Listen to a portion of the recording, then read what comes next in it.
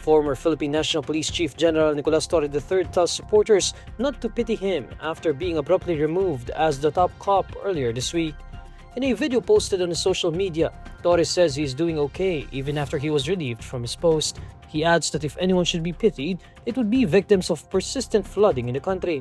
Salamat din sa mga naawa sa akin, ngunit hinihiling ko sa inyo, huwag niyo akong kaawaan.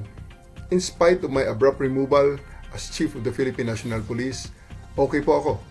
Kung meron man tayong dapat kaawaan, iyon ay ang milyon-milyon nating mga kababayan na paulit-ulit na nagiging biktima ng palagiang pagbaha.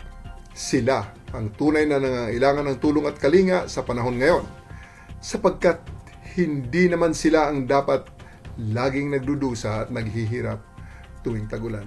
President Bongbong Marcos ordered Torre's relief on Tuesday, August 26. Torre's removal from his post follows a dispute with the National Police Commission over his assignment of 13 third-level PNP officials. Nevertheless, Malacanang confirmed on August 27 that President Bongbong Marcos offered Torre another position in government but was still awaiting his response. In his video message, Torre emphasizes that he harbors no ill feelings towards the president. Inuulit ko na wala akong sama ng loob sa ating Pangulo.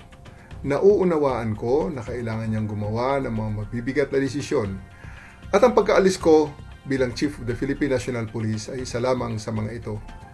Pulis pa rin naman ako, and I serve and I still continue to serve at the pleasure of the President and of our country.